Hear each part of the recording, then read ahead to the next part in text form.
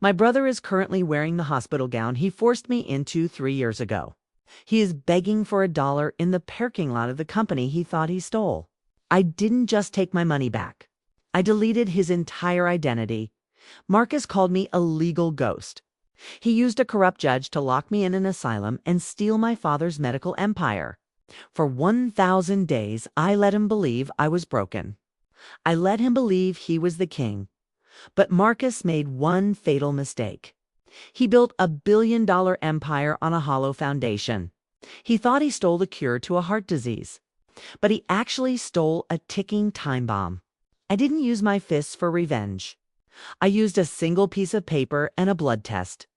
This is the story of how a man without a name erased a billionaire. Watch closely, or you will miss the exact moment Marcus loses his name forever. The silence in the White Room is not empty. It has a weight.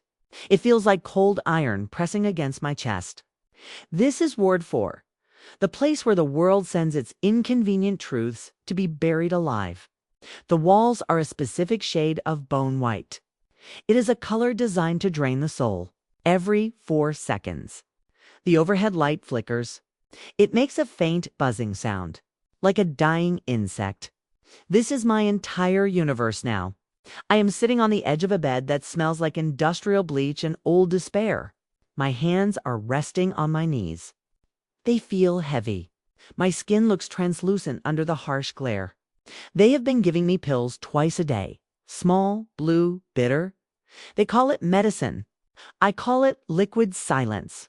It is meant to turn my brain into gray fog. But they do not know one thing. I have been hiding the pills under my tongue. I wait for the nurse to turn her back. Then I press them into the corner of the mattress. My mind is not a fog. It is a razor dot. The air in here is stagnant. It tastes like dust and chemicals. There are no windows. There is no sun. There is only the rhythm of the facility. The distant scream of a patient in Ward 2. The rattling of a metal cart in the hallway. And then I hear a sound that does not belong here. It is the sound of leather. Expensive, hand-stitched Italian leather. The footsteps are rhythmic, confident, aggressive. Each step is a statement of ownership. The heavy steel door groans as it slides open. The sound of the lock is a mechanical snap. It echoes through the small room like a gunshot. I do not look up. I do not need to. I recognize the scent immediately. It is the smell of arrogance. It is a mixture of sandalwood and a $200 cigar. It is the smell of Marcus Dot. He stands in the center of the room. The contrast is sickening. I am wearing a thin, scratchy, paper-thin hospital gown. It is gray and stained. Marcus is wearing a $10,000 charcoal suit. The silk tie is the color of dried blood. He looks like a god visiting a tomb. He stands there for a full minute without speaking. He wants me to feel the difference between us. He wants the silence to crush me. I can hear his breathing. It is slow and satisfied. He reaches into his pocket and pulls out a gold lighter. He flips the lid. The metallic click is sharp. He does not light anything. He just likes the sound of fire. He looks at me with eyes that have no soul. He smiles. It is a slow, greasy smile. The kind of smile a shark wears before the first bite. Marcus speaks. His voice is deep and smooth. It sounds like expensive whiskey. He says, "Look at you, Silas. Look at the king of the empire." He laughs. The sound is dry. It bounces off the white walls. He walks toward me. He stops just inches away. I can see the reflection of my own broken face in his polished shoes. He tells me that the board of directors voted this morning. It was unanimous. Ethelred Pharma has a new permanent leader. He is no longer the acting CEO. He is the master of the kingdom. He tells me that the world has forgotten my name. In the eyes of the law, I am a non-person. I am a ward of the state. I am a legal ghost. He leans down. His face is close to mine. I can feel the heat of his breath. He whispers, "You don't exist anymore, brother. I have deleted you from the system. Your bank accounts are mine. Your father's mansion is mine. Even the air you breathe in this cell is paid for by my company. I stay still. I keep my eyes focused on a crack in the floor. I must play the part of the broken man. I must be the catatonic patient he wants to see. If he sees a spark of intelligence in my eyes, the game is over. He reaches out and taps my forehead with a heavy gold ring. It is our father's ring, the one with the family crest, the one he was never supposed to wear. It feels cold against my skin. He tells me about the new drug Vitalis. He says it will make him the richest man in the history of the country. He says the FDA is fast-tracking the approval. He calls it a miracle. I almost smile, but I don't. I know the truth about Vitalis. I know the flaw in the molecular chain. I know the secret that is buried in the patent office under a name Marcus has never heard of. He paces the room now. He is excited. He talks about the parties, the yachts, the politicians he has in his pocket. He talks about how he convinced the judge that I was a danger to myself. He tells me how easy it was to bribe the doctors. He says that the world loves a tragedy, a brilliant inventor, driven mad by his own genius. It makes for a great story. He sits on the only chair in the room. He crosses his legs. He looks at his watch. It is a Patek Philippe. It probably costs more than the entire hospital. He says he has a flight to Dubai in 2 hours. He just wanted to see me one last time before he stops visiting. He says there is no point in visiting a ghost. He tells me that the nurses have been instructed to increase my dosage. He wants the fog to be permanent. He wants me to forget how to speak. The air in the room feels tighter now. The smell of his cologne is suffocating. It is the smell of betrayal. I remember the day our father died. I remember how Marcus stood at the funeral with fake tears in his eyes. He was already planning the guardianship then. He was already talking to the lawyers. He waited until I was at my lowest point. He waited until the grief had hollowed me out. Then he struck. He moved with the precision of a predator. Within 48 hours, my credit cards were declined. My keys didn't work. And 2 men in white coats were waiting for me in my own living room. Marcus watched from the shadows as they dragged me away. He didn't say a word. He just held our father's ring and watched. Marcus stands up. He adjusts his cuffs. He looks disgusted by the room. He says that the smell of poor people makes him nauseous. He walks to the door and knocks twice. The guard opens it immediately. Marcus stops in the doorway. He turns back to me. He says, "One last thing, Silas. Don't worry about the funeral. When you eventually rot away in here, I will make sure you are buried in an unmarked grave.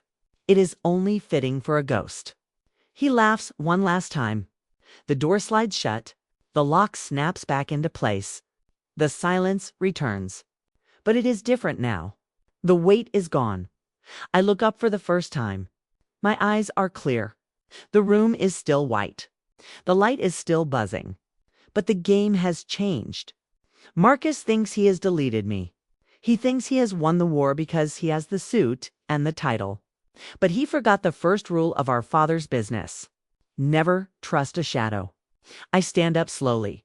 My muscles are stiff, but my resolve is like steel. I walk to the corner of the mattress. I reach into the small hole I have carved over the months. I pull out a small plastic device. It is a modified pager. It is old. It is analog. It cannot be tracked by the hospital's digital network. I press a single button. A green light blinks once. Somewhere in the city. A server wakes up. Somewhere in a hidden vault. A set of documents is being prepared. Marcus thinks he owns the patent for Vitalis. He thinks he owns the foundation of the company. But he is wrong. He owns a lie. He is building his palace on top of a sinkhole. And I am the one with the map. I sit back down on the bed. I close my eyes. I can almost taste the victory. It will not be fast. It will not be easy. But it will be absolute. I will let him reach the peak. I will let him feel the sun on his face. And then I will pull the thread. I will watch as his $10,000 suit turns into a hospital gown. I will watch as the world realizes that Marcus is the real ghost. The flicker of the light is faster now. The buzz is louder. But I don't mind. I have all the time in the world. A ghost does not age. A ghost does not tire. A ghost only waits. And my wait is almost over to kill a man. You do not need a weapon. You only need a pen. In a courtroom that smelled of old dust and expensive lemon wax, I watched my life be erased. The air was freezing. It felt like needles against my skin. The tall windows were gray with rain. The sound of the droplets was a constant thudding, like a drum. I sat at a table that felt like solid ice. My lawyer sat next to me. He did not look at me. He was busy looking at his gold watch. He was already paid for my failure. Across the room, Marcus sat with a straight back. He looked like a statue of victory. He was wearing a charcoal suit that cost more than a doctor's salary. He looked perfect. He looked sane. And I looked like a broken man. One had been kept in a psychiatric ward for 72 hours. My hair was a mess. My eyes were bloodshot from the lack of sleep. That was the plan. Marcus knew that if I looked like a victim, the judge would treat me like one. The judge entered the room. His name was Judge Holloway. He walked with a heavy limp. He smelled like old books and peppermint. But beneath that, I could smell the rot. Marcus had spent 6 months buying Holloway, a new vacation home in Florida, a scholarship for his grandson, a seat on the board of a shell company. Holloway did not look at the evidence. He did not look at my medical records. He looked at Marcus. He gave a small nod. It was a secret signal between predators. The gavel hit the wood. The sound was sharp. It echoed through my skull like a bone snapping. The silence that followed was suffocating. I could hear the hum of the air conditioner. It sounded like a low growl. Holloway spoke. His voice was like grinding stones. He said the words that turned my world into a prison. Based on the testimony of the doctors and the concerns of the family, I find Silas Sterling incapable of managing his own affairs. He is a danger to his own estate. I hereby grant Marcus Sterling total guardianship, effective immediately. Total guardianship. Do you know what that means? It means I am dead while my heart still beats. I cannot sign a check. I cannot drive a car. I cannot enter a contract. I cannot even choose what I eat for breakfast. In the eyes of the government, I am 6 years old. I am a child in a grown man's body. I felt a cold weight settle in my stomach. It was the weight of a life being stolen. I tried to speak. I opened my mouth to protest. But my lawyer put a hand on my shoulder. It was not a comfort. It was a warning. He whispered, "Be quiet, Silas. You will only make it worse." Marcus stood up slowly. He walked over to my table. He did not say a word. He just reached into my jacket pocket and took my wallet. He pulled out my driver's license. He looked at my photo for a second. Then he snapped the plastic in half. It made a dry, cracking sound. He dropped the pieces on the floor. He leaned in close to my ear. I could smell his expensive soap. He whispered, "You do not need this anymore. You do not have a name. You only have a guardian." They led me out of the back door of the courthouse, not the front door where the sun was. They took me through the service entrance, like a bag of trash being removed. The rain was cold on my face. It felt like 1,000 tiny stings. I looked at the city. The lights of the skyscrapers were blurring in the mist. I realized that every building I saw, every store, every bank, was now a place I was forbidden to enter. My bank accounts were frozen within seconds. My digital life was deleted. My social security number was flagged. If I tried to buy a candy bar at a gas station, the police would be called. Marcus had created a cage made of paper. It was a cage I could not break, because the law was the bar's dot. Think about that sensation. Think about being 30 years old and having to ask permission to use the bathroom. Marcus assigned a caretaker to me, a man named Miller. Miller was a brute. He smelled like cheap cigarettes and old sweat. He was a retired prison guard. Marcus paid him to keep me quiet. Miller took my phone. He took my watch. He even took my shoes. He said children do not need to know the time. Children do not need to go anywhere. I sat in the back of a black SUV. The windows were tinted dark. I watched the world go by. I saw a man walking his dog. I saw a woman laughing on her phone. They were free. They had names. I was just a ghost in transit the next day. Marcus was on the morning news. He was standing in front of our father's company headquarters, the Ethelred building. He was announcing a massive restructuring. He said he was doing it for the family. He said he was protecting the legacy of our father. The reporters were all nodding like puppets. They were writing down every lie he told. No one asked where Silas was. No one asked why the founder's son had vanished from the board of directors. Marcus had briefed them all. He told them I had a nervous breakdown. He told them I was seeking private treatment in Europe. He played the part of the grieving brother perfectly. He deserved an award. But he was only playing for the money. The company lawyers moved with the speed of vipers. They used the guardianship papers to transfer my shares. 5 million shares. The core of my power, with one signature.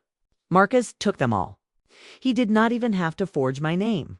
He signed as my legal guardian. He was the buyer and the seller at the same time. It was the perfect crime. It was legal theft.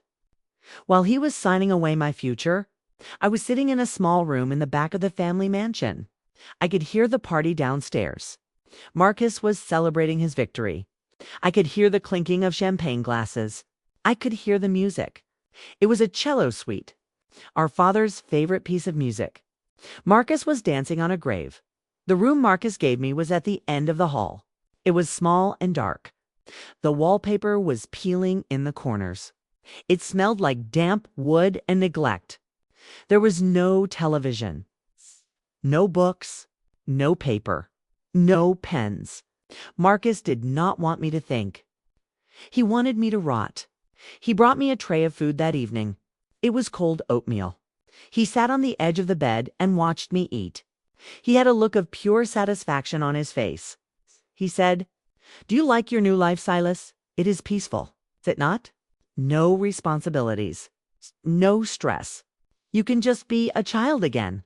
I did not answer him. I kept my head down. I let a bit of the oatmeal drip from my mouth. I wanted him to see a broken animal. I wanted him to feel safe. Because a man who feels safe is a man who stops looking for traps. He did not know that. I had spent the night before the hearing in the basement. I knew the guardianship trap was coming. I saw the look in Marcus's eyes weeks ago. I had prepared a counterattack.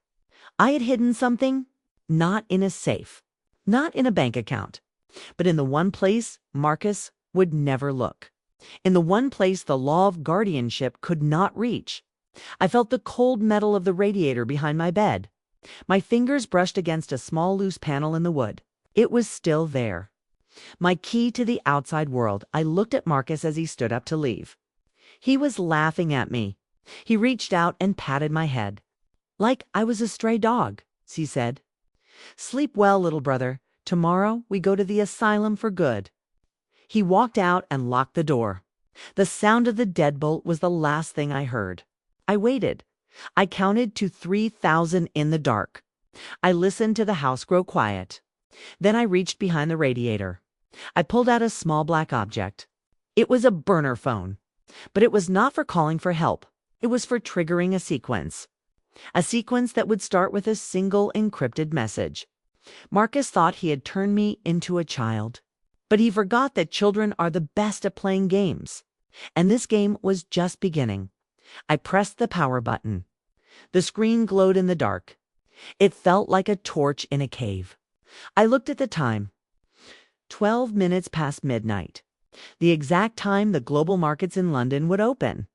Marcus had my name. He had my shares. He had my house. But he did not have my mind. And he did not have the password to the one account that actually mattered. The account that held the true patent for Vitalis. I began to type. My fingers were steady. The air in the room didn't feel cold anymore. It felt like electricity They think I am a vegetable.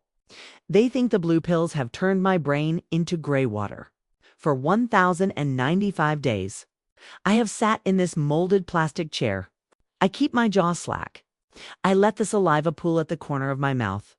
I let the nurses talk about their boyfriends as they wipe my chin. To them, I am part of the furniture. I am a legal ghost waiting for the light to go out. But water is patient. Water can carve through a mountain if it has enough time. And I have nothing but time. The air in this ward is heavy. It smells of industrial lemon bleach and the metallic temps of old radiator steam. It is a scent that clings to your throat. It reminds you that you are buried alive. Every morning, I perform the ritual of the broken man. I stare at the wall. I do not blink when the guards shout. I do not flinch when they drop a metal tray near my head. I have mastered the art of being invisible while standing in the light. But twice a week, everything changes. Tuesday and Thursday afternoons, we are taken to the library. It is a room full of rotting books and forgotten knowledge. The air there is different. It is cooler. It smells of damp paper and the faint ozone of old electronics. In the far corner, hidden behind a shelf of outdated law books, sits the machine. It is an old computer from the late 90s. The plastic casing has turned the color of a smoker's teeth. The monitor has a high-pitched whine that most people can't hear. To the nurses, I am just a catatonic patient staring at a blank screen. They think the flickering light helps keep me calm. They think I am watching the screensaver. They are wrong. I wait for the librarian to fall asleep. She is an old woman who smells of peppermint and cheap gin. Once her head nods forward, I move. My fingers are no longer stiff. My eyes are no longer empty. I navigate the archaic browser with the precision of a surgeon.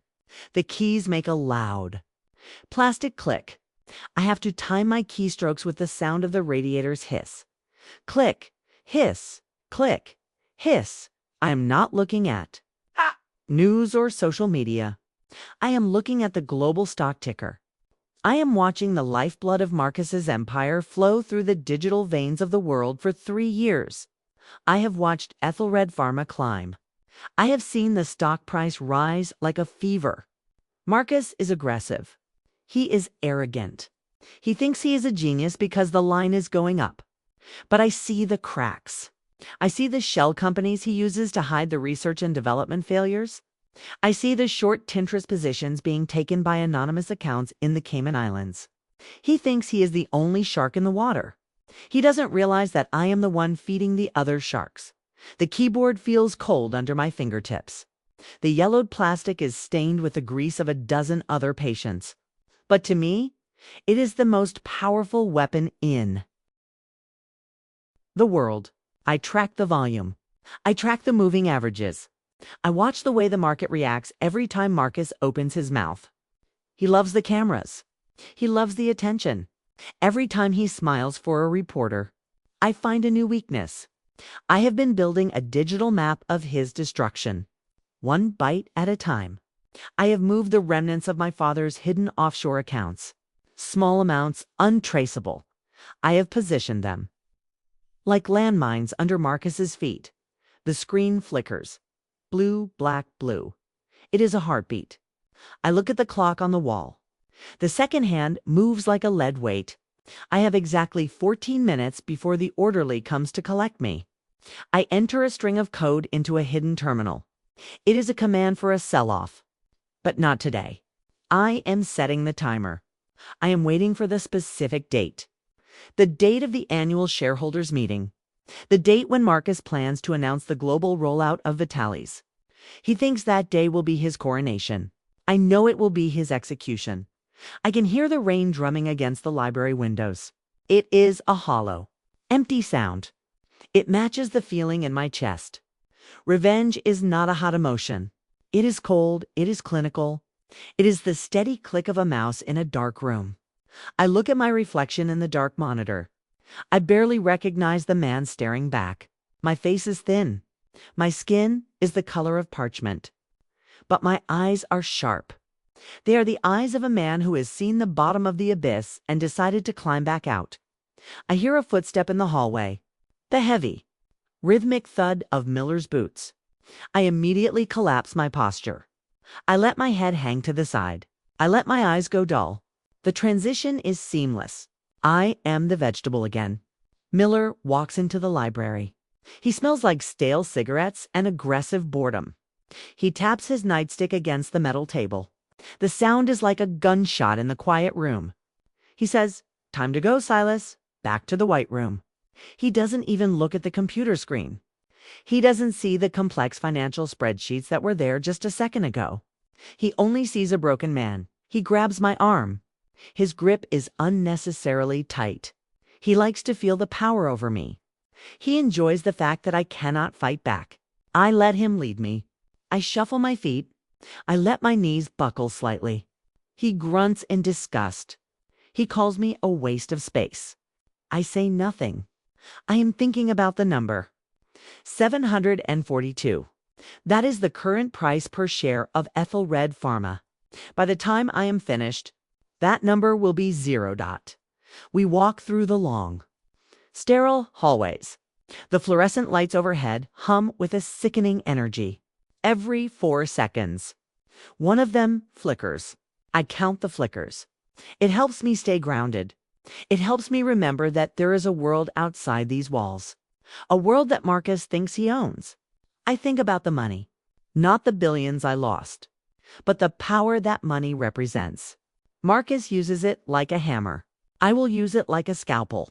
I am back in my cell now. The door slides shut with a heavy final thud. The lock clicks. I sit on the edge of the thin mattress. The smell of the industrial bleach returns. It is stronger here. It feels like it is trying to scrub the thoughts from my brain. I reach under my tongue. I pull out the blue pill I pretended to swallow earlier. I look at it. It is a small, innocent thing. It represents the fog Marcus wants me to live in. I crush it between my thumb and forefinger. The powder falls to the floor like dust. I lie down and stare at the ceiling. I close my eyes. I can see the stock ticker behind my eyelids. Green numbers. Red numbers. They dance in the darkness. I think about the date. It is exactly 3 weeks away. 21 days. 504 hours. The countdown has begun. Marcus is currently sitting in his glass office. He is drinking expensive scotch. He is looking at his reflection and seeing a king. He doesn't feel the ground shifting. He doesn't hear the hum of the old computer in the Asylum library. He thinks he is safe because he has a guardian. But a guardian is only powerful if the ward is weak. And I have never been stronger. My body is thin. My clothes are rags. But my mind is a fortress. I have spent 3 years in this hell. I have learned how to survive on nothing but spite. I have learned how to turn silence into a weapon. The drool deception is almost over. The final piece of the trap is in place. All I need is for the sun to rise 21 more times. I hear the distant sound of a siren. It is far away. Somewhere in the city. It sounds like a warning. I hope Marcus hears it. I hope he feels a sudden chill in his bones. I hope he looks over his shoulder and wonders why the air feels so heavy. Because the ghost is coming back. And this time, I am not coming for the money. I am coming for the name. The radiator hisses one last time before the heat cuts off for the night. The room grows cold. The shadows stretch across the white walls. I stay perfectly still. I don't even blink. I am waiting. I am watching the clock. The crown is finally on his head. Marcus is now the richest man in the country. He has no idea he is standing on a landmine. I am watching the television in the Asylum common room. The screen is small. The colors are washed out. But the image of my brother is crystal clear. He is standing on a stage at the Global Health Summit in New York. The lights are blindingly white. They reflect off his perfectly capped teeth as he smiles. He is wearing a midnight blue silk suit. It was tailored in London. It costs more than the annual budget of this entire hospital. He looks like a savior. He looks like the man who just conquered death. Behind him, a massive digital screen displays a single word. Vitalis. The font is gold. It is elegant. It is the symbol of his new religion. The air in that auditorium must be thick. I can almost smell it from here. It is the scent of extreme wealth. Expensive French perfume, aged Scotch, and the sharp, metallic tang of desperate hope. Thousands of people are leaning forward in their seats. They are the elite, the brokers, the politicians, the people who believe that money can buy immortality. Marcus leans into the microphone. His voice is like velvet sliding over glass. He tells them a story. He talks about our Father. He talks about a legacy of healing. He tells them that Vitalis is not just a drug. It is a miracle, a cure for the rare heart condition that took our father's life. He says he did it for the family. He says he did it for the world. He is a liar. He did it for the number on the screen, dot in the corner of the television screen. There is a ticker. It is a line of green fire. Ethyl Red Pharma. Up 80%. Up 100%. Up 200%. The world is buying the dream. Every major investment fund in London and New York is pouring billions into his lap. The sound of the camera shutters is a constant roar. It sounds like a swarm of insects. Click, click, click. Each flash of light is another $1 million in his pocket. He is the king of the world. He is untouchable. He has surpassed the tech giants. He has eclipsed the oil barons. He is the first trillionaire of the medical age. I can feel the cold of the asylum floor through my thin socks. The plastic chair beneath me is hard. It bites into my spine, round me. The other patients are shadows. They stare at the screen with empty eyes. They don't see a miracle. They see colors. But I see the truth. I see the invisible cracks in the foundation of his empire. Marcus is a salesman. He is a predator who understands the psychology of greed. But he is not a scientist. He never spent the late nights in the lab. He never felt the sting of the chemicals in his lungs. He never watched the cells under the microscope until his eyes bled. He stole the formula. He stole the research. And in his haste to be a god, he forgot to check the math. Marcus picks up a small blue capsule. He holds it between his thumb and forefinger like a diamond. He tells the audience that 1 pill a day will regenerate the cardiac wall. He says it is safe. He says the trials were perfect. The crowd erupts into applause. The sound is deafening. It is the sound of 1,000 people realizing they are going to be even richer tomorrow. Marcus closes his eyes for a second. He is soaking in the worship. He is breathing in the adoration. He thinks he has deleted me. He thinks the legal ghost in the White Room can never hurt him. He thinks he has won the game. But Vitalis has a secret. It is a secret I buried deep within the molecular structure. It is not a mistake. It is a feature. I call it the 90-day debt. The drug is perfect for 12 weeks. It does exactly what Marcus promises. It strengthens the heart. It clears the arteries. The patient feels like they are 20 years old again. Their blood flows like a mountain stream. They feel invincible. Their energy levels skyrocket. This is the bait. This is how Marcus hooks the world. This is why the stock is reaching the moon. But on the 91st day, the debt comes due. The synthetic bridge that the drug builds in the heart muscle is unstable. It requires a specific secondary enzyme to stay solid. An enzyme that is not in the pill. An enzyme that Marcus doesn't know exists. Without it, the bridge begins to dissolve. It doesn't happen fast. It is a slow erosion. The patient starts to feel a faint fluttering in their chest, like a trapped bird. Then comes the cold sweat. Then comes the sudden drop in blood pressure. By the time they realize something is wrong, the damage is total. Marcus skipped the long-term trials. I knew he would. He was too hungry for the IPO.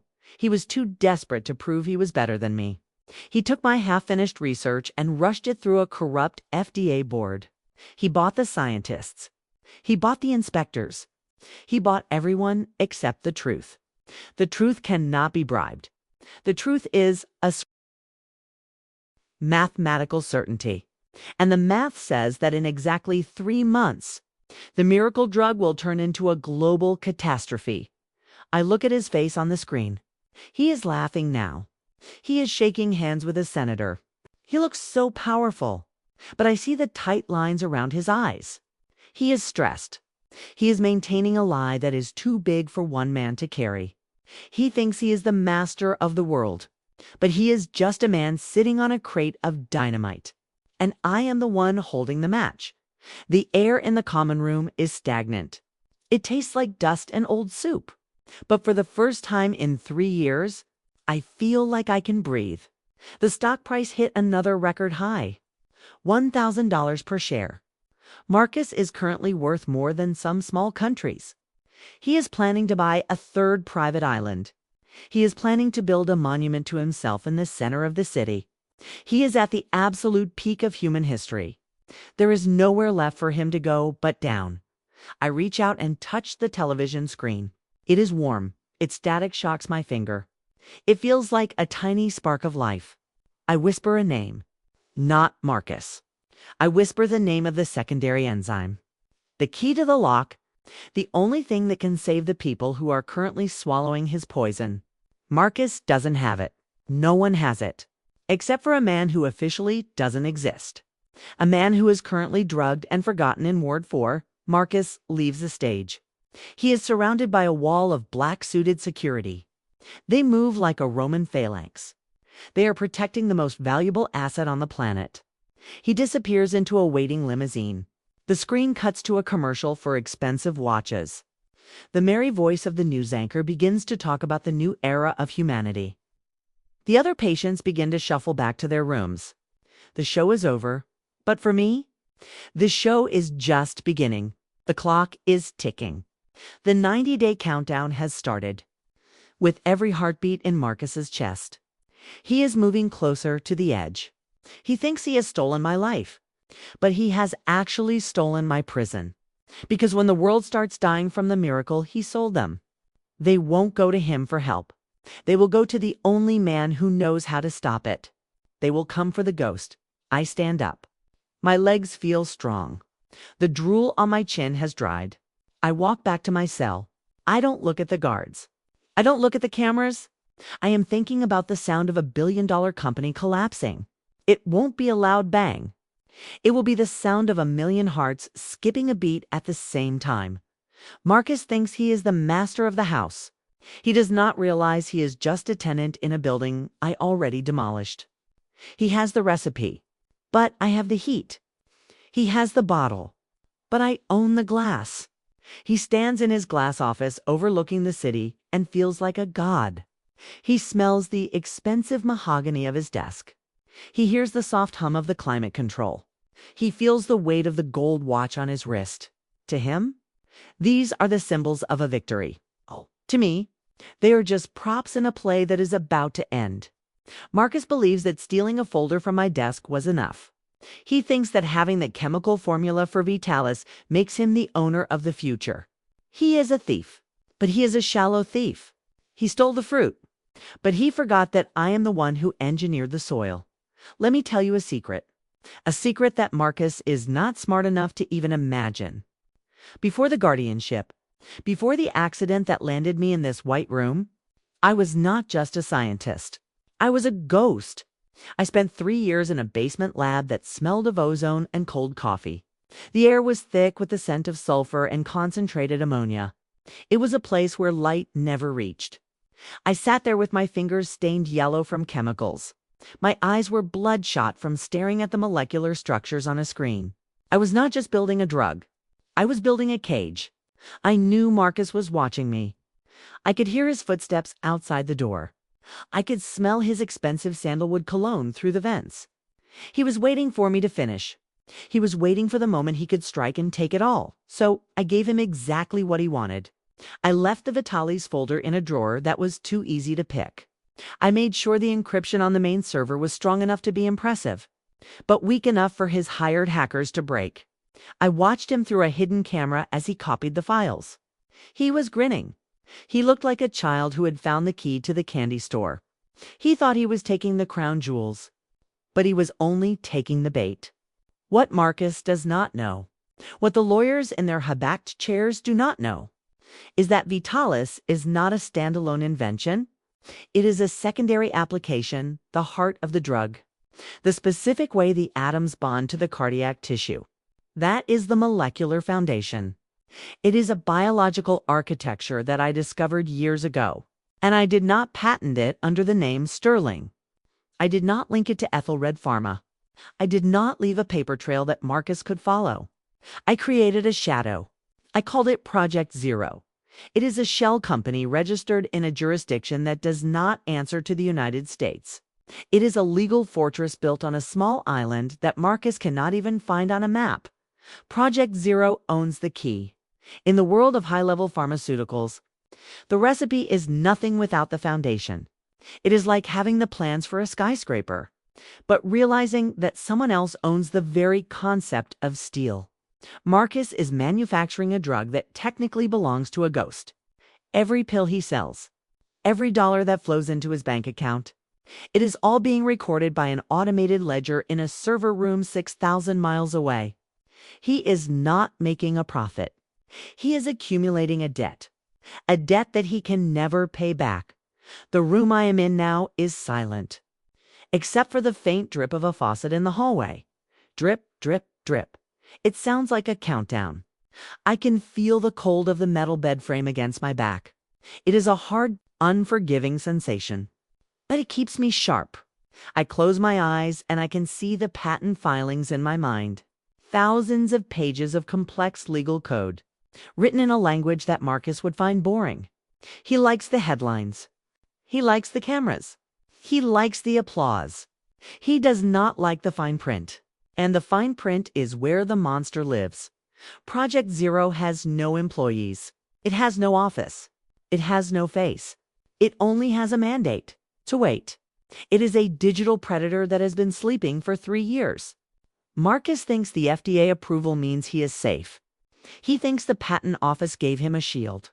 He is wrong. He has been given a leash, and I am the one holding the other end. I can feel my heart beating in my chest, slow, steady, powerful. It is the only thing Marcus could not take from me. My mind is still mine. My secrets are still mine. The smell of the Asylum lunch is drifting into the room. It is a gray, plastic scent. It smells like boiled cabbage and failure. I do not eat it. I do not need the fuel of a prisoner. I am fueled by the memory of the night I signed the Project Zero documents. I remember the sound of the pen scratching against the thick vellum paper. It was a dry, rasping sound, like a snake moving over sand. I remember the feeling of the wax seal as it cooled under my thumb. It was a moment of absolute clarity. I knew then that Marcus would win the first battle. I knew he would take the house and the company. I knew he would throw me into this hellhole. I let it happen, because you cannot destroy a man who has already planned his own funeral. Marcus is currently hosting a gala. I can see the flashes of the cameras in my mind. I can hear the clinking of the crystal glasses. He is telling the world that he is a visionary. He is telling them that Vitalis is his gift to humanity.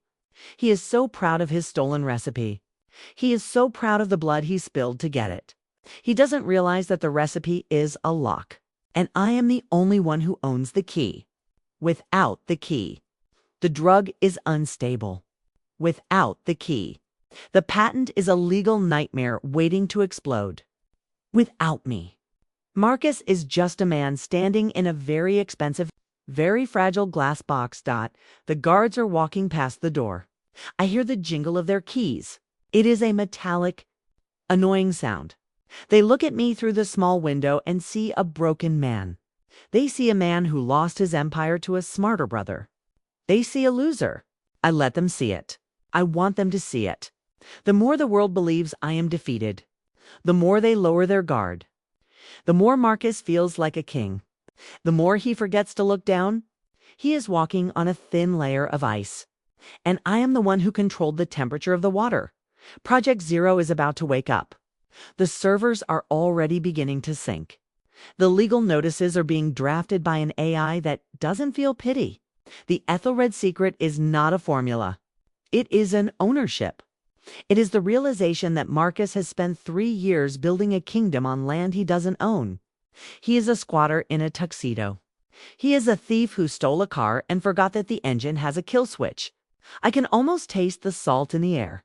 The air of the ocean. The air of the island where Project Zero is hidden. It is a clean, sharp taste. It is the taste of the end. I sit up on the edge of the bed. My shadow is long and thin on the white floor. It looks like a needle. I look at the camera in the corner of the room. I know Marcus is not watching. He is too busy being famous. But I look anyway. I want the record to show that I was smiling. Not a happy smile, a patient smile. The smile of a man who knows exactly what happens when the leash gets pulled. The morning did not start with a bang.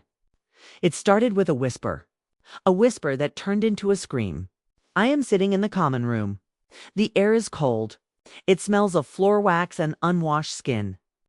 But the television is telling a different story. The news anchor's voice is sharp. It sounds like broken glass. She is talking about Ethelred Pharma. She is talking about Vitalis. The ticker at the bottom of the screen is no longer green. It is a deep, bleeding red. The line is not just going down. It is falling off a cliff. Panic has a specific sound. It is the sound of 1,000 phones ringing at once. It is the sound of a billionaire's heart skipping a beat. Every batch of Vitalis in the country is failing. The miracle drug is turning into a nightmare. Reports are flooding in from hospitals in New York, London, Toronto. Patients who were cured are suddenly collapsing. Their hearts are not regenerating. They are seizing. The synthetic bridge I designed has reached its expiration date. The 90 days are up. The debt is being collected. I watch the screen and I feel nothing but the cold weight of justice. Marcus is on the screen now. He is trying to push through a crowd of reporters. His midnight blue suit is wrinkled. His hair is a mess. He looks like a man who has seen a ghost. Because he has. He has seen the ghost of the brother he tried to erase. The FDA did not wait. They moved with the speed of a strike team. I can see the footage of the raid on the Ethelred headquarters. Men in black windbreakers. The letters FDA are printed in bold yellow on their backs. They are carrying boxes. Thousands of boxes. They are seizing the servers. They are seizing the research logs. They are seizing the very files Marcus thought he stole from me. The smell of paper and gun oil fills the lobby. The sound of heavy boots on marble is the new rhythm of the company. Marcus is being led out in handcuffs. The flash of the cameras is blinding. It is a different kind of light than the one he bathed in 3 months ago. This light doesn't celebrate him. It exposes him. The charges are being read by a federal prosecutor. It is a long list. Medical fraud, manslaughter, conspiracy, securities manipulation, violation of the Federal Food, Drug, and Cosmetic Act. Each word is a brick in the wall of his prison cell. They are talking about 50 years. A lifetime behind bars. Marcus is no longer the king of the world. He is a criminal.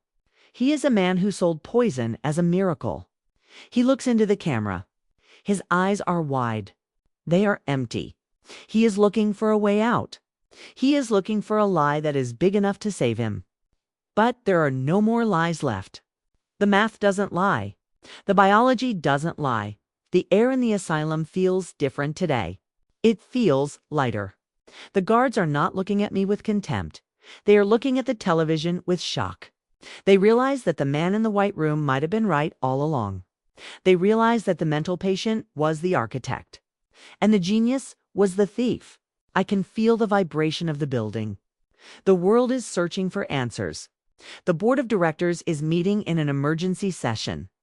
The scientists at Ethelred are staring at their microscopes.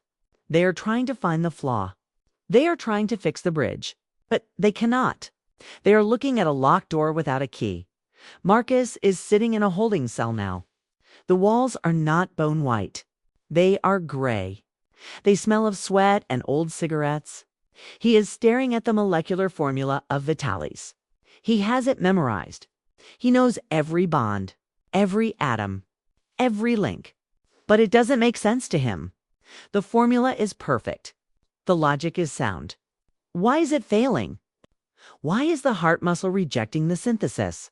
He is pacing the small room. His leather shoes make a squeaking sound on the concrete. He is talking to himself. He is a man losing his mind. He thinks there must be a mistake in the manufacturing. He thinks someone sabotaged the vats.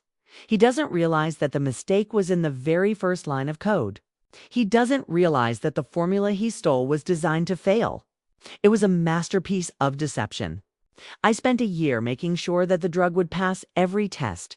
I made sure it would look like a miracle. I built the failure into the very foundation of the molecule. It is a secondary synthesis flaw. It is a gap that only appears when the drug interacts with a specific human enzyme over a long period. It is a biological time bomb, and the only way to defuse it is a secondary formula. A formula that was never in the folder. A formula that was never on the server. I am the only person on the planet who knows how to save the thousands of people who are currently dying. I am the only one who can stop the FDA from shutting down the company forever. I am the key. Marcus realizes this now. I can see it on his face through the television screen. The realization hits him like a physical blow. He stops pacing. He looks at the camera. He remembers the white room. He remembers the brother he mocked. He remembers the legal ghost he tried to bury. He knows he has to come to me. He knows he has to beg the man he erased to give him back his life. The sun is setting outside the asylum windows. The sky is the color of a bruise. Purple and deep orange. The shadows in my room are growing long. They look like fingers reaching out to grab the world. I am waiting. I am not drugged. I am not catatonic. I am perfectly still. My heart is beating a steady rhythm. 1, 2, 1, 2. It is the sound of a predator waiting in the tall grass. I can hear the sound of a helicopter in the distance. It is coming closer. It is the sound of the world coming to my door. They have realized that the miracle was a trap.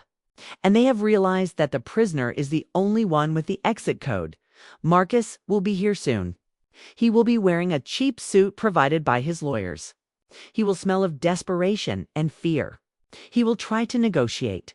He will try to offer me money. He will try to offer me the company back. He thinks this is a business deal. He doesn't understand that this is a reckoning. I don't want the money. I don't want the company. I want to watch him realize that he is nothing. I want him to feel the same cold iron pressing against his chest that I felt for 3 years. I want him to know that he is not the master of the house. He is just a man who tried to play God and realized he was only a thief. The heavy steel door at the end of the hallway opens. I hear the sound of many footsteps. The guards are moving faster than usual. There is a sense of urgency, a sense of panic. The lock on my door turns. The sound is a sharp, mechanical snap. The door slides open. I don't look up. I keep my eyes on the floor. I keep my jaws slack. I let the saliva pool in the corner of my mouth. I want him to see the vegetable one last time. I want him to believe that he still has a chance to trick me. The scent of sandalwood and expensive cigars enters the room. But it is faint now. It is covered by the smell of rain and nervous sweat. Marcus is standing in the doorway. He is breathing hard. He looks at me and he doesn't see a ghost. He sees a savior. He says my name, Silas. He says it like a prayer. I don't move. I don't respond. I let the silence fill the room. I let him feel the weight of every second he left me here. He walks toward me. He falls to his knees. The richest man in the country is kneeling on a dirty asylum floor. He is crying. He is begging. He tells me he made a mistake. He tells me he will give me everything. He just needs the formula. He needs the secondary synthesis. I look up slowly. My eyes are no longer dull. They are sharp. They are cold. They are the eyes of the man who planned this 3 years ago. I lean in close to his ear. I can feel him shaking. I whisper the only thing he needs to hear. The only thing that will destroy him completely. I tell him that the formula is not for sale. I tell him that the secondary synthesis doesn't exist in a folder. It exists in a trust that he can never touch, a trust that is DNA locked to the blood of the Sterling family. And since he just proved to the world that he is a fraud, the trust has already been triggered. Marcus looks at me with pure terror. He realizes the trap is not just medical. It is legal. It is total. He is not just facing prison. He is facing erasure. The world is about to find out that he is not even a Sterling. The world is about to find out who really owns the miracle and who really owns the debt. The helicopter is landing in the courtyard. The lights are flashing. The game is over. But the justice is just beginning. Marcus is no longer a god. He is a beggar. He is pounding on the door of the prison he built. The sound of the heavy steel door echoes through the ward. It is a hollow, violent sound. It is the sound of a kingdom collapsing. The midnight air in the asylum is cold. It carries the scent of damp concrete and old medicine. I am sitting in the corner of my cell. The shadows are long. They stretch across the floor like the bars of a cage. I hear his footsteps. They are not the confident strides of a CEO. They are the frantic, stumbling steps of a man running for his life. Marcus appears in the small window of my door. His face is pale. It is the color of bone. His eyes are bloodshot. He has not slept in days. The midnight blue suit is gone. He is wearing a gray jacket that is 2 sizes too big. He smells of stale sweat and cheap scotch. The smell of failure is thick on his skin. He speaks. His voice is a cracked whisper. He says, "Silas, please, I know you can hear me." The lock turns. The door slides open. Marcus does not walk in. He falls in. He collapses onto the small wooden chair by my bed. He is holding a blue leather folder. He is gripping it so tight his knuckles are white.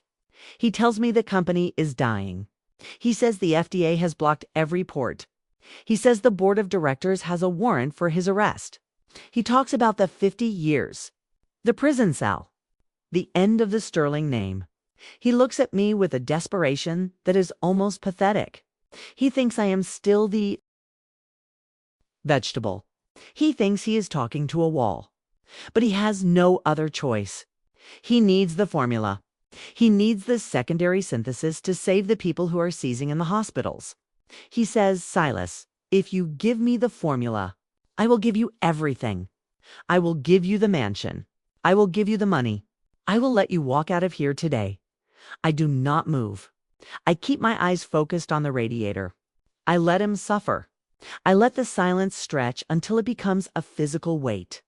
Marcus starts to cry. It is a dry, useless sound.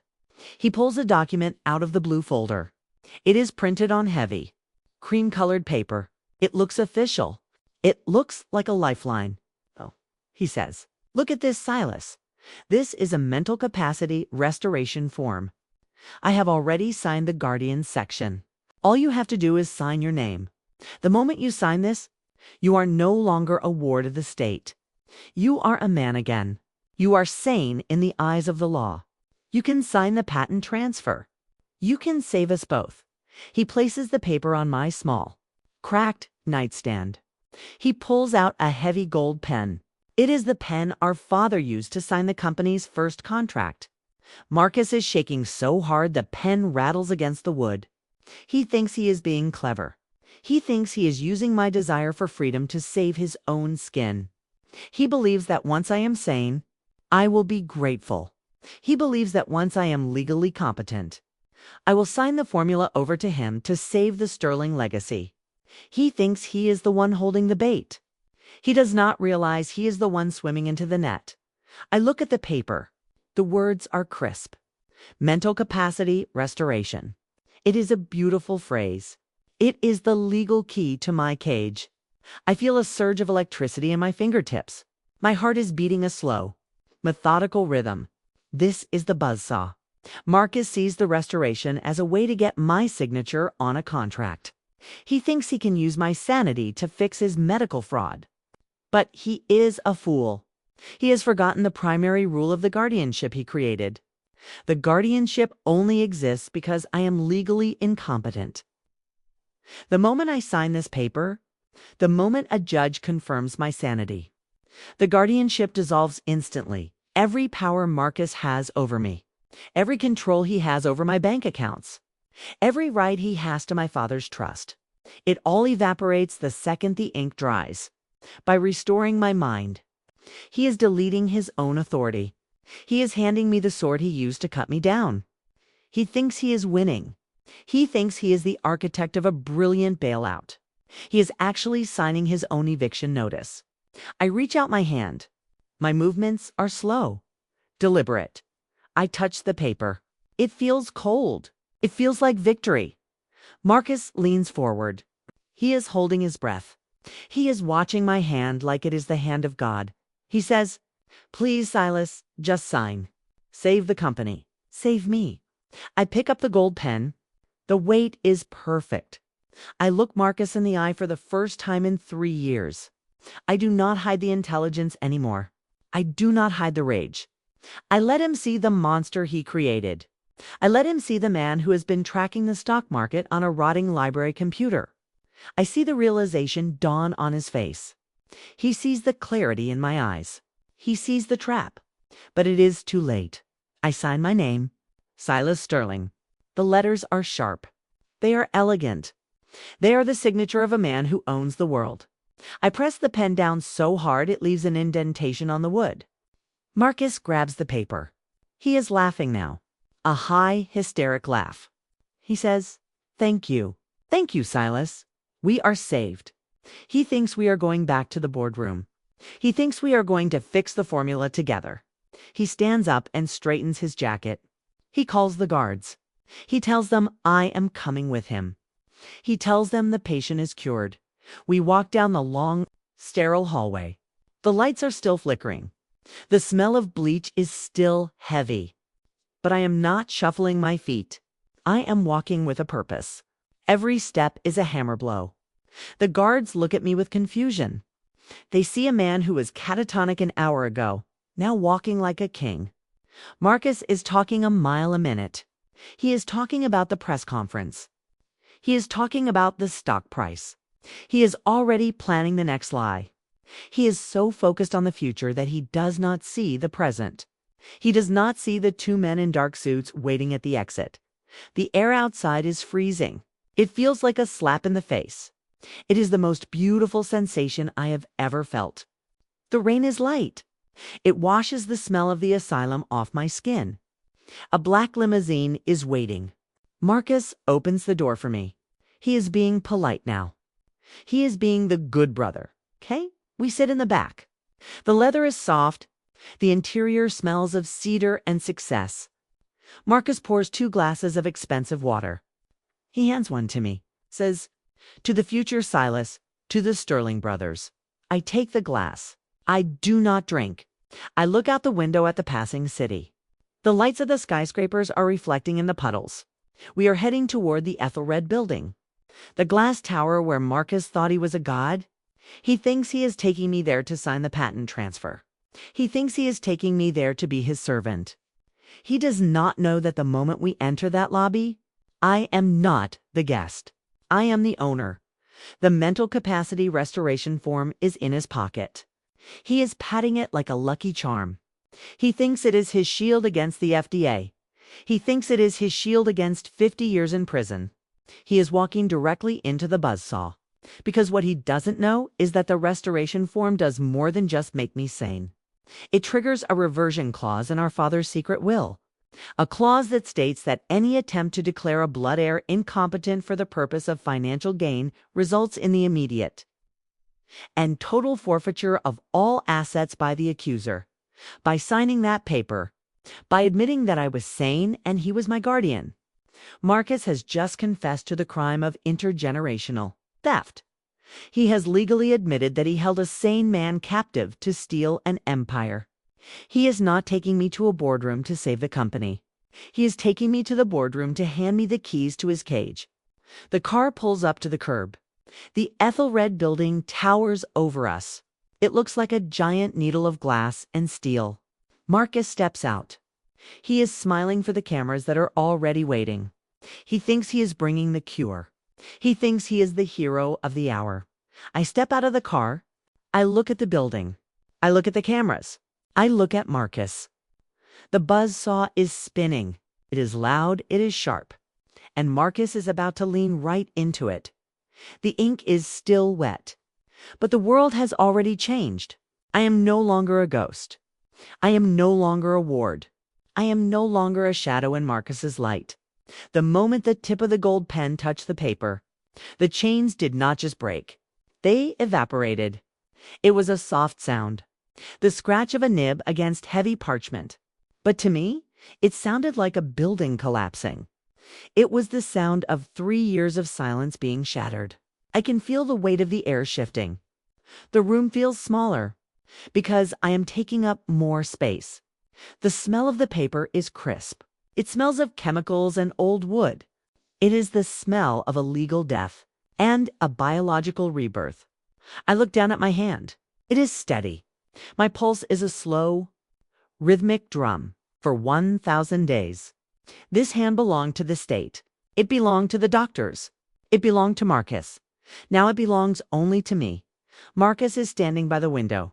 He is breathing hard. He is watching the ink dry like it is a miracle. He thinks he has just bought himself a savior. He thinks he has manipulated the man he broke.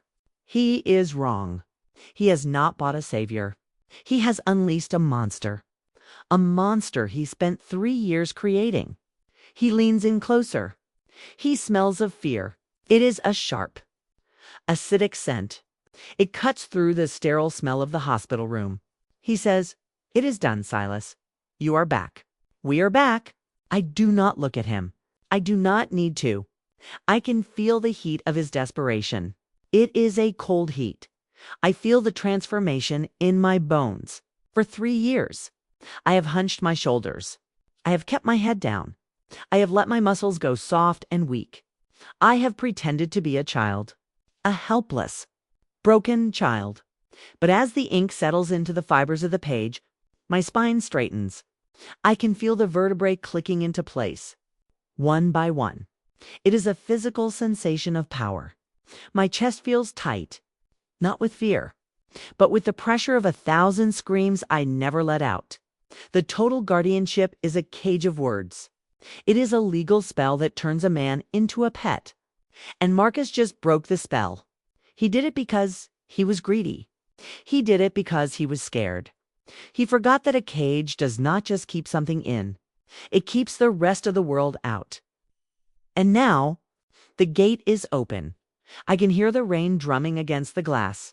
It is a heavy, persistent sound. It sounds like a million fingers tapping, waiting for the signal. I look at the document, mental capacity restoration. In the eyes of the law, I am now sane.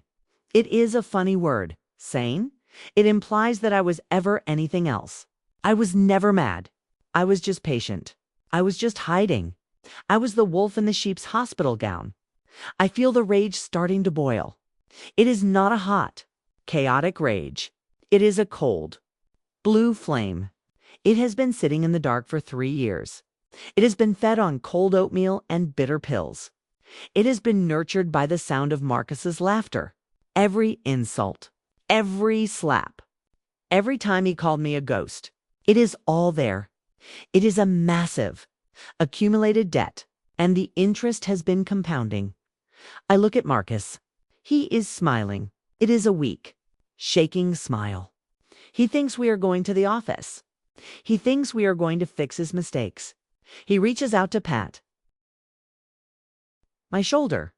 His hand is trembling. I move. It is the first time I have moved with purpose in 3 years. I catch his wrist. My grip is not the grip of a child. It is the grip of a man who has spent 3 years clenching his fists in the dark. Marcus gasps. The sound is small, pathetic. He tries to pull away, but I do not let go. I feel his pulse under my thumb. It is racing. It is a frantic, terrified rhythm. I lean in. I can see the reflection of the white walls in his eyes. I can see the moment he realizes that the vegetable is gone. The silence in the room is absolute. The buzzing of the lights has stopped. Even the rain seems to hold its breath. I speak. My voice is not the dry, rasping sound of a patient. It is the voice of a Sterling. It is deep.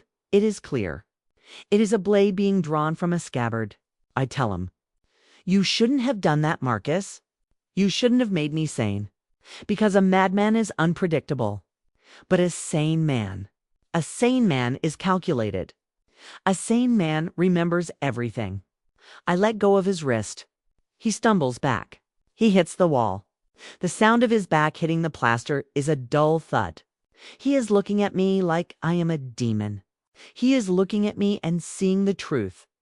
The guardianship was his shield. As long as I was a child, he could hide behind the law. He could hide behind the doctors. Now, he is standing in front of a man with nothing left to lose and everything to take back. I stand up.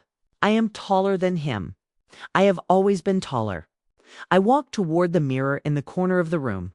I look at myself. I see the pale skin. I see the dark circles under my eyes. But I also see the fire. It is a bright, dangerous light. I reach up and tear the hospital ID band from my wrist. It snaps with a sharp plastic pop. I drop it on the floor. It looks like a piece of trash. I walk to the closet. I pull out the clothes Marcus brought for me. A black suit, a white shirt, a silk tie. They are expensive. They are beautiful. They are the uniform of my enemy. I put them on. The fabric feels heavy. It feels like armor. I button the shirt. My fingers are precise. I tie the tie. A perfect knot. I am dressing for a funeral. His funeral. Marcus is still standing by the wall. He is watching me dress. He is paralyzed. He has realized that he has just handed the keys to the kingdom to the person he wronged the most. He tries to speak. He stammers. He says, "Silas, we have to go. The board is waiting. The FDA is waiting." I turn to him. I adjust my cuffs. The gold cufflinks catch the light. They shine like small stars. I tell him, "Let them wait. Let the whole world wait. I have waited for 3 years. They can wait for an hour." I walk toward the door. I do not look back. I do not look at the bed. I do not look at the white walls. I am leaving this tomb. I am leaving the ghost behind. I am walking out of here as a man with a plan, a man with a name, and a man with a rage that could burn the city to the ground as we walk through the hallway. The nurses stop and stare. They do not recognize me. They see a powerful man in a dark suit walking with a terrified assistant. They do not see the man they used to wipe the chin of. I do not look at them. I look straight ahead. The steel doors open for me, not because a guard pressed a button, but because the world knows I am coming. The cool night air hits me again. It smells of wet pavement and ozone. It is the smell of freedom. I look at the black limousine waiting at the curb. It looks like a coffin on wheels. Marcus rushes ahead to open the door. He is acting like a servant. He is trying to please the beast. He just woke up. I sit in the back. The leather is cool and smooth. It is the opposite of the plastic chairs in the ward. I close my eyes. I can feel the rage sitting in my stomach. It is a heavy, solid thing. It is my anchor. It is what will keep me focused when the cameras start flashing. It is what will keep me cold when Marcus starts begging. He thinks the restoration was a deal. He thinks he is getting something in return. He is about to learn the most important lesson of his life. You cannot bargain with a man you have already destroyed. You can only wait for the end. The car starts to move. We are leaving the asylum behind. We are heading toward the center of the empire. Marcus is talking about the legal strategy. He is talking about the patent. He is talking about how we will win. I do not listen.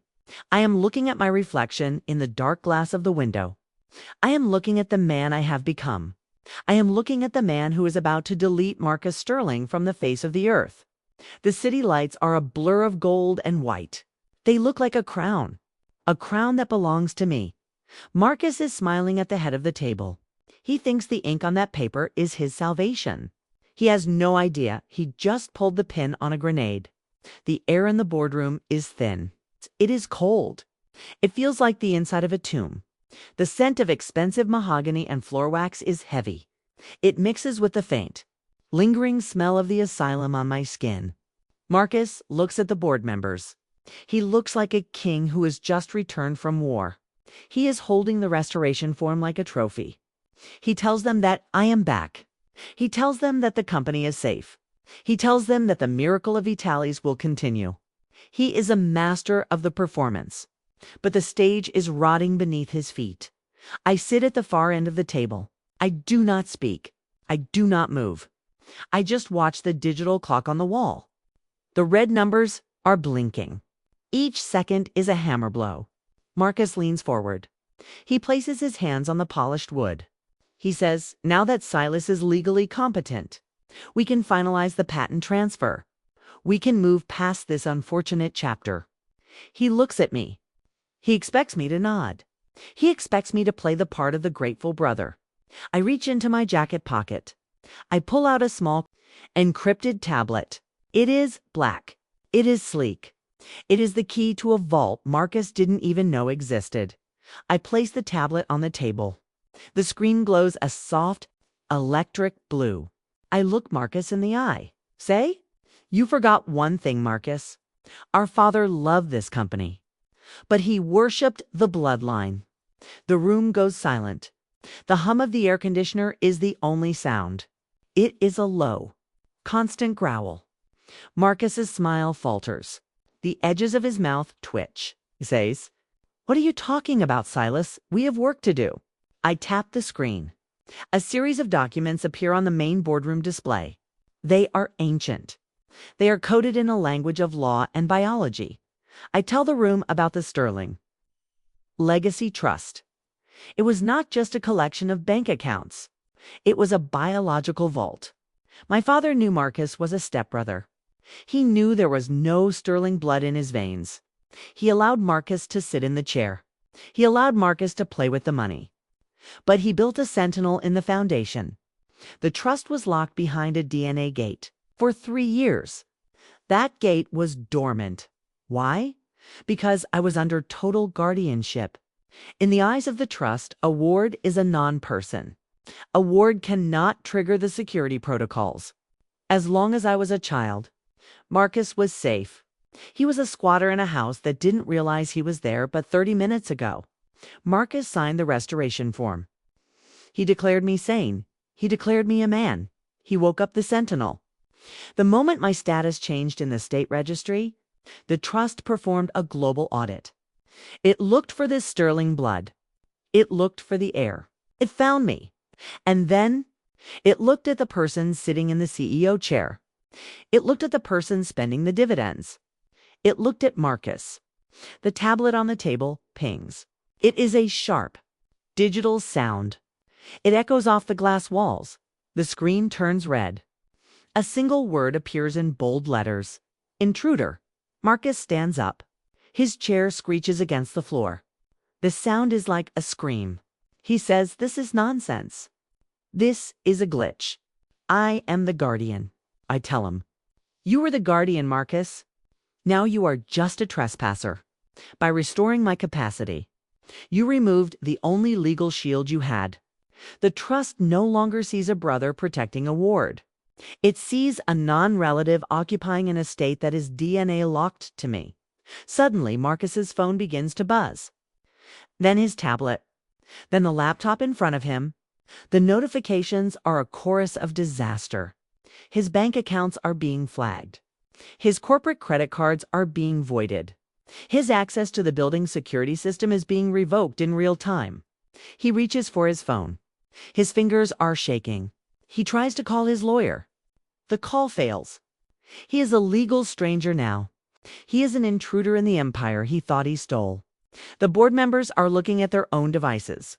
They see the stock price of Ethelred Pharma frozen, not by the FDA, but by the trust. The room smells of ozone now, the smell of a short circuit. Marcus is panting. He looks at the board. He says, "Don't listen to him. He is still unstable. This is a trick. I look at the chairman, a man who has known my father for 40 years. I say, check the bloodline clause in the original charter. Volume 4, Section 9. The chairman opens a leather-bound book. His hands are old. They move slowly. He finds the page. He reads it in silence. His face goes pale. He looks at Marcus with a new kind of expression. It is not respect. It is disgust. The chairman speaks. His voice is a dry rasp. He says, it is true. The assets are tied to the Y chromosome of the Sterling line. Without blood, there is no authority. Marcus, you have been spending money that legally belongs to a trust you are not part of. You haven't just committed fraud. You have committed intergenerational theft. Marcus falls back into his chair. He looks small. He looks like the child he tried to make me. I lean forward. I can feel the cold of the table through my sleeves. I tell him, every dollar you spent on that suit, every cent you used for your private jet, every bribe you paid to that judge, it was all a loan. A loan from a bank that just realized you are a thief. The trust is already filing for a clawback. They will take your house. They will take your cars. They will take the very shoes on your feet.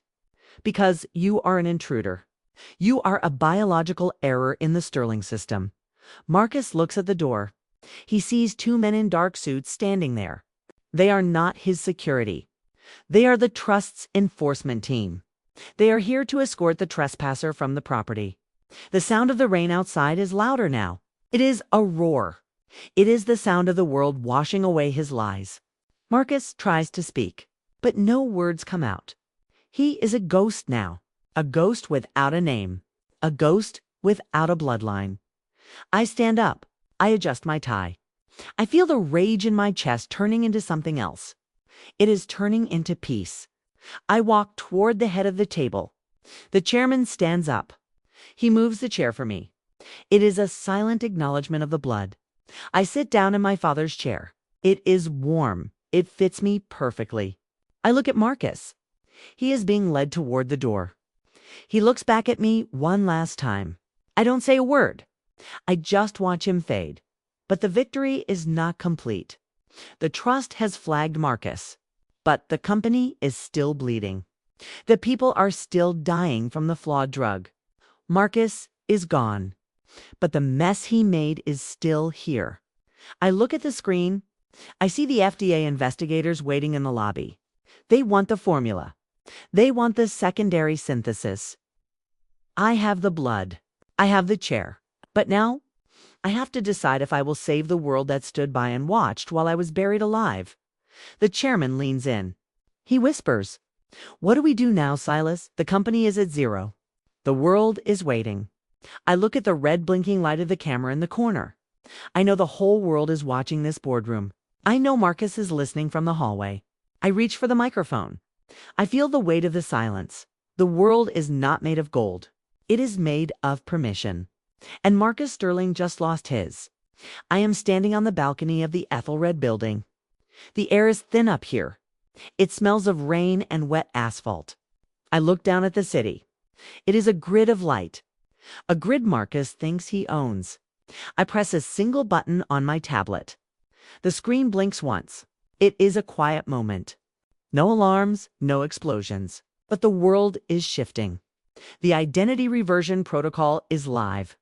It is a surgical strike on a man's existence. Marcus is currently at the mansion. He is trying to open the safe. He is trying to pack his bags before the police arrive. He does not know the safe no longer recognizes his thumbprint. He does not know the mansion no longer belongs to him. The smart locks engage. The windows seal.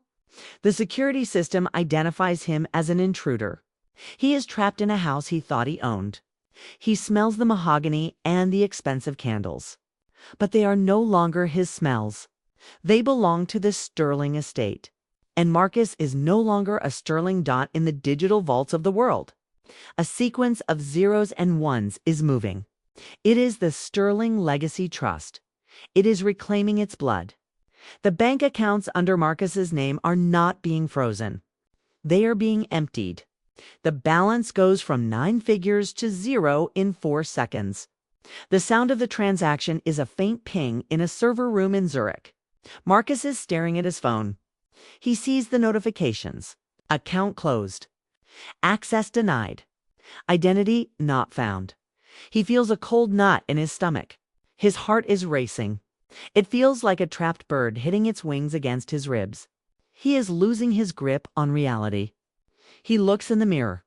He sees a man in a $10,000 suit. But the man in the mirror has no name. He has no social security number. He has no birth certificate. He has been deleted from the system. He is a ghost. The 2 men in dark suits lead him out of the mansion. They do not use handcuffs. They do not need to. Marcus is too weak to fight. They drive him through the rain. The wipers on the car make a rhythmic scraping sound, swish, thump. Swish, thump. They are heading back to the asylum. Back to the beginning of the nightmare. The car stops in the middle of the parking lot. The asphalt is black and shining. The smell of wet earth and exhaust is heavy. I am waiting there. I am leaning against a black sedan. I am wearing the charcoal suit Marcus wore to mock me. It fits me perfectly. It feels like armor. I am holding a bundle of gray fabric. It is the hospital gown I wore for 1,000 days. It is scratchy, just thin. It smells of industrial bleach and old despair. Marcus steps out of the car. He looks at me. His eyes are wide. They are full of a terror that has no words. He is shaking. The cold rain is soaking through his expensive shirt. I walk toward him. My footsteps are steady. They are the only sound in the parking lot. I stop just inches from him. I can see the water dripping off his nose. I can hear the shallow, panicked breaths coming from his chest. I reach out and touch the fabric of his jacket. I say, "This is a beautiful suit, Marcus, but it belongs to a man named Sterling. And that name doesn't belong to you." I take the gray hospital gown and I press it into his chest. Marcus looks at the gown. He looks at me. He realizes the circle is complete. He realizes that the identity reversion is not just a legal move. It is a total erasure. He is no longer a CEO. He is no longer a brother. He is no longer anyone. He takes off the jacket. He drops it on the wet asphalt. He takes off the silk tie. He takes off the shirt. He stands in the rain, shivering, small, pathetic. He puts on the hospital gown. The gray fabric is translucent in the rain. It clings to his skin. It makes him look like a patient. It makes him look like a non-person. I lean in close. I want him to feel my breath on his skin. I want him to hear the silence behind my words. I say, "You spent 3 years trying to convince the world I was unstable. You spent 3 years trying to make me a ghost. You were right about one thing. A ghost is a dangerous thing to have in your house." I look at the guards. I nod once. They take Marcus by the arms. They lead him toward the heavy steel doors of the asylum, the same doors that closed on me 3 years ago. Marcus looks back at me. He tries to scream. He tries to call my name, but no sound comes out. His voice is gone. His power is gone. He is just a man in a gown. I watch as the doors open. I see the bone-white walls of the lobby. I see the flickering fluorescent lights. I see the nurses with their clipboards. They are waiting for him. They have his intake papers. They list him as a John Doe, a patient with no history, a patient with no family, a patient who is legally incompetent. I look at the sky. The rain is starting to clear. A thin line of gray light is appearing on the horizon. I feel the weight of the last 3 years finally lifting. I reach into my pocket and I pull out the gold lighter Marcus used to flick. I light a single cigarette. The smoke is blue and sharp. It tastes like freedom. I watch as the steel doors slide shut. The mechanical snap of the lock is a final punctuation mark on the story of Marcus. He is now where he belongs. In the dark. In the silence. In the white room, I walk back to the black sedan. I sit in the driver's seat. The interior smells of new leather and success. I look at the passenger seat. There is a folder there. It is the Project Zero master file. It is the future of the company. It is the cure that Marcus couldn't build. I start the engine. The sound is a powerful, low growl. I drive out of the parking lot. I don't look back. The asylum is just a building in the rearview mirror. It is a tomb, and I am the one who walked out. But as I drive toward the city, my phone pings. It is an encrypted message. It is from a source I didn't expect. It is a single image of my father's original will. The real one. The one Marcus thought he destroyed. And at the bottom of the page, there is a handwritten note. A note that changes everything about the identity reversion. I pull the car over to the side of the road. My heart is starting to race again. I look at the note. I look at the signature. It is not my father's handwriting. It is someone else's. Someone who has been watching the entire game from the shadows. Someone who knew I would win. And someone who is counting on it. I feel a sudden chill in the car. The rain starts to fall again. Heavier this time.